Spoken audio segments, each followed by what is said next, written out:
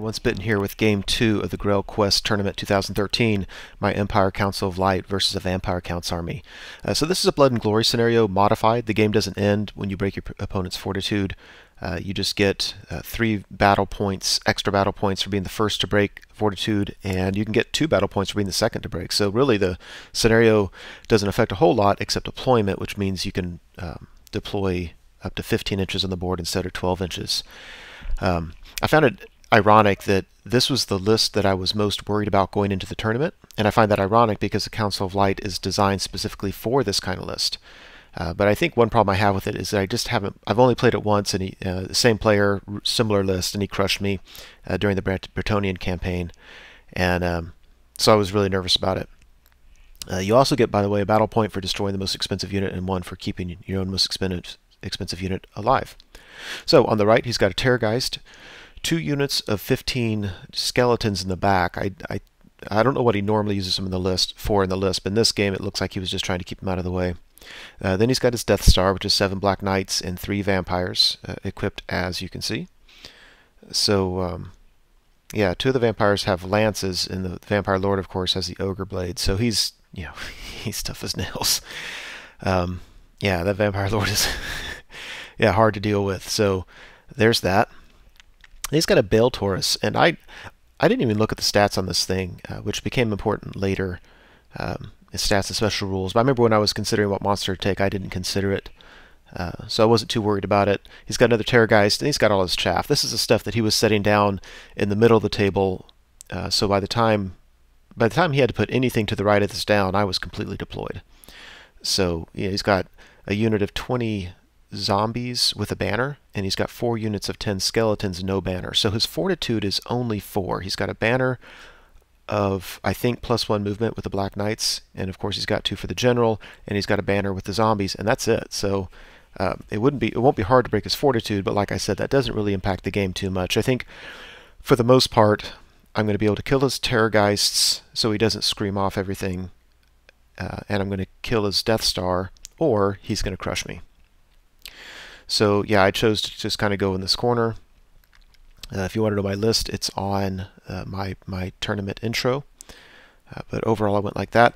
I went up, well, I wasn't on the 15-inch mark, but I did win the turn to go first. I had the +1, of course. And I did go forward some because I wanted to get my Archlector within 24 inches of something. I think in hindsight a better way to do this is to leave a gap between the 2 Halberdier units, and even if I angle those units so he can't charge through the gap, get my Archlector up without moving my Halberdiers so far forward, because even an extra turn of shooting is huge because I've got a steam tank, a cannon, and 2 banishments. Nevertheless, I moved up like that. My Great Chaos Spine Beast is hanging out in the far right because I don't want his Terrorgeist to be able to fly behind me. So if he flies around that flank, he's going to get 1 turn to scream. I hope that I have him whittled down enough before that happens so he doesn't kill me, and then I can charge him. So he's not going to get around my right. I don't think he can get around my left, and I think it's my best shot of dealing with them. The Demigryphs, I'm just going to send around that building, and they're just going to go play with all those skeleton units. I'm too congested on the right-hand side of the board at this tournament. There's always a building in the middle, and I like my high mobility units to have space to do stuff. So I think for the most part, my demis, I'm going to keep those points, and they're going to pick up points of skeleton units, and it's not going to be a huge issue either way.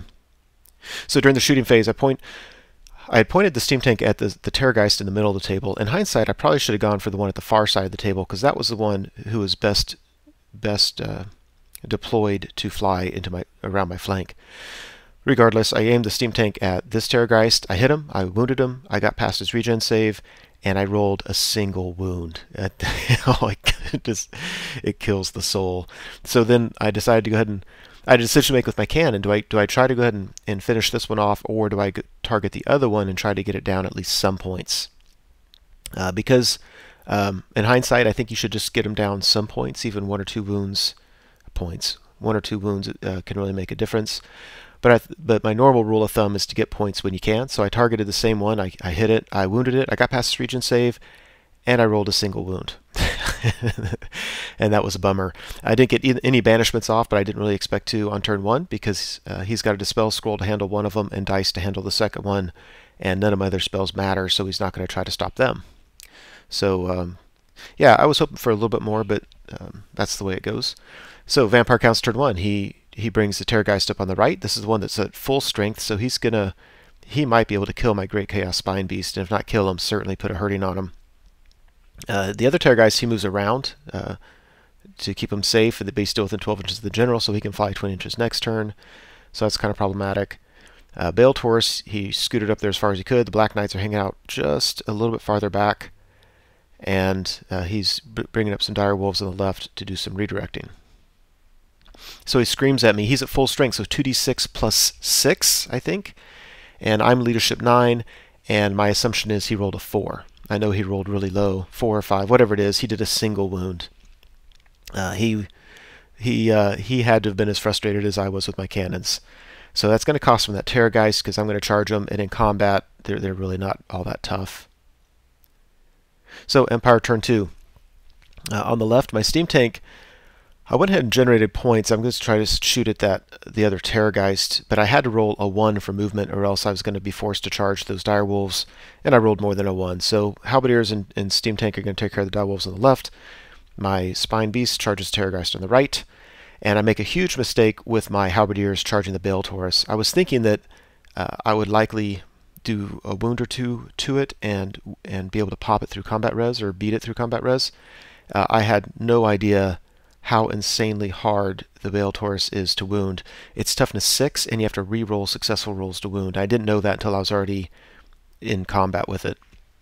Had I known that, I would have stayed back. I would have tried to shoot it first and just taken my chances.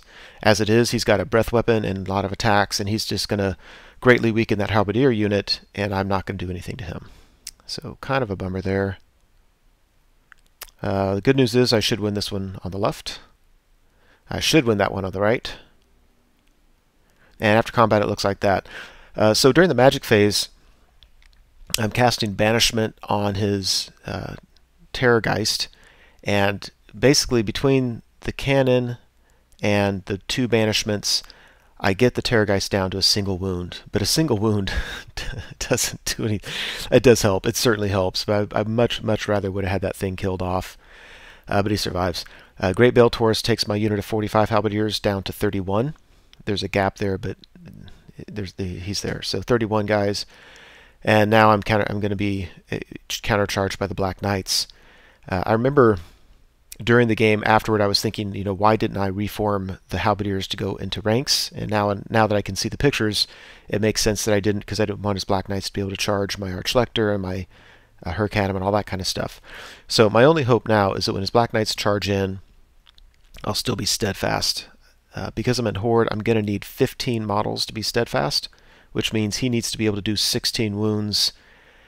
The truth is he has a pretty good chance of being able to do that, but that's my hope. Yeah, Spine Beast easily takes care of the Terrorgeist, so that's nice. Problem is I'm frenzied, so I had to overrun.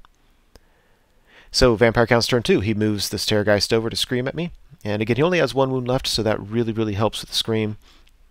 His Black Knights charge the Halberdiers, totally expected. His Redirectors move up to block my Halberdier unit. He casts Purple Sun in the magic phase, and it went through. I don't know if it was irresistible force or if I just, whatever it was, it went through. And then he rolled for it, and it misfired. So he had to put it directly on top of his level 2's head, and then it scattered a random direction. It went through his Dire Wolves and killed one of them, and it killed 2 Black Knights in the process. So, yeah, I mean, certainly better than nothing for me. And after combat, so during his Terrorgeist screams and doesn't do anything. The Black Knights come in, they just pound the Halberdier unit, get me under steadfast. I'm on Snake Eyes, and they get a charge into my War Altar. And that is really bad. And I was feeling kind of dumb setting it up so that could happen, but yeah, I didn't expect the Bale Taurus to be so invincible. We were fleeing center to center, so we were my Halberdiers fled kind of back to the lower right, and so the Great Bale Taurus would have been would have been in the flank of his own terror guy. So he just reformed with him and overran with his Black Knights to charge my Archlector. The only thing I've going for me there is the War Altar is stubborn. And as long as the Archlector's alive, then that's going to be stubborn 9 rerollable. So I should stick. If he kills my Archlector, I'll still be stubborn 8 rerollable.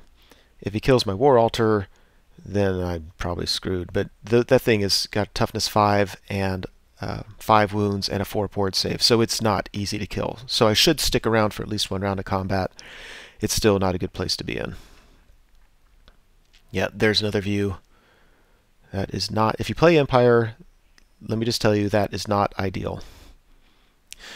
So, yeah, so Empire turn 3, I go to generate steam points with my steam tank, and I misfire and take 2 wounds.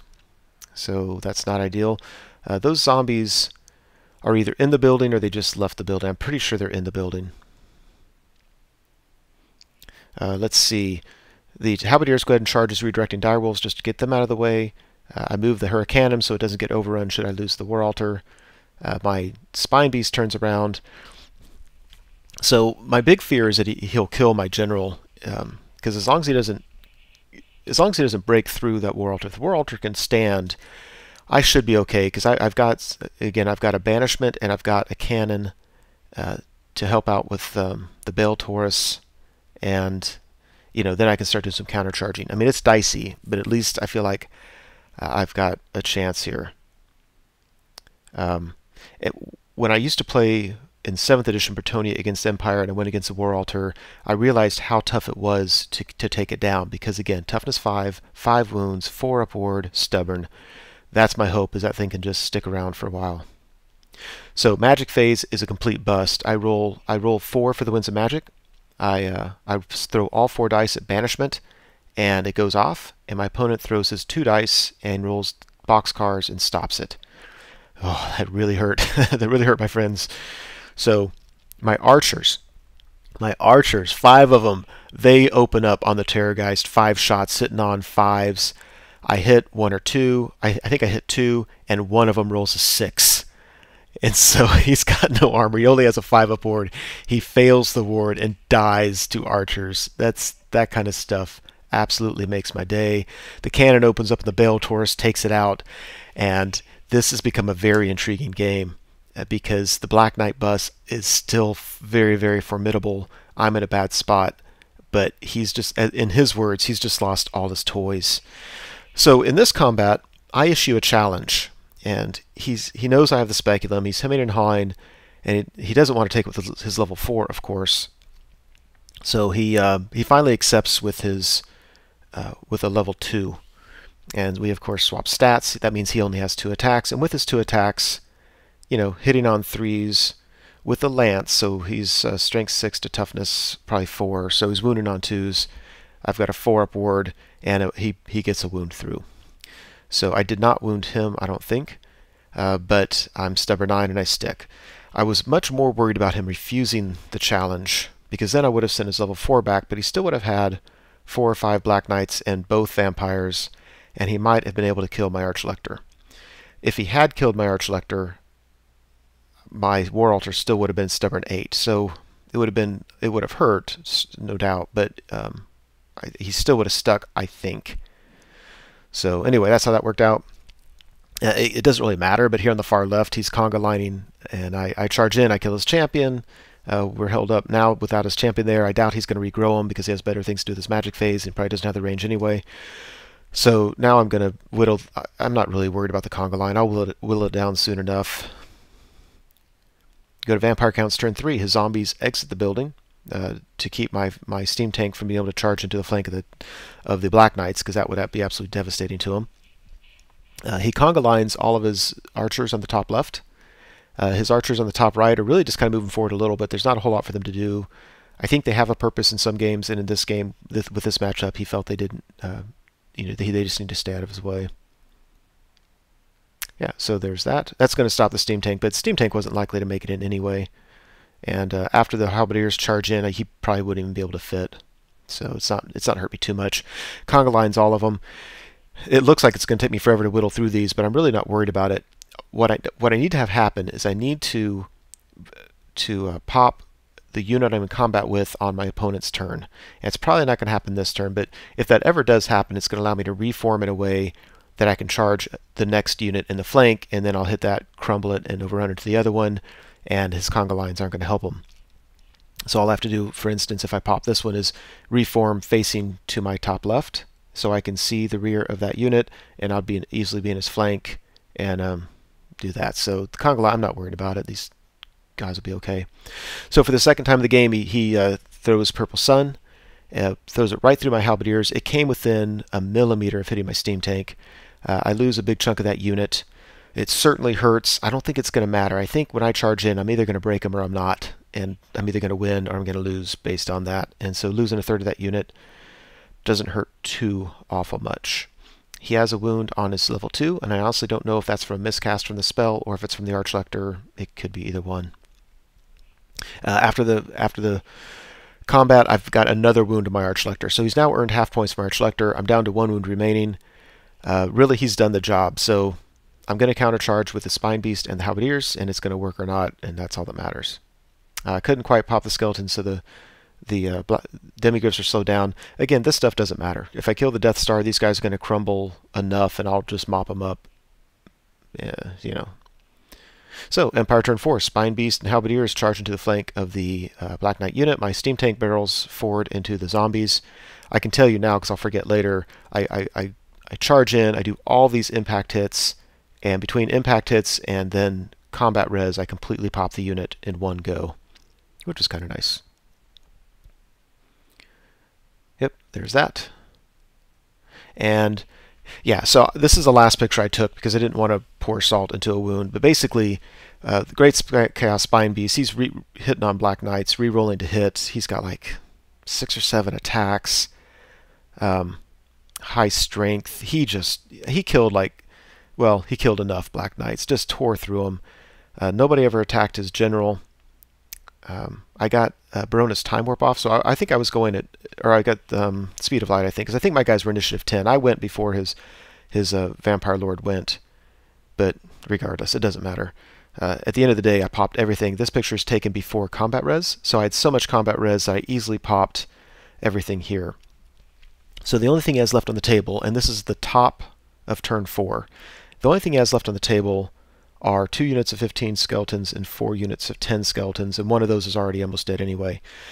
So, long story short, my demigryphs, his skeletons start falling apart, and my demigryphs just start sweeping across. These guys move up.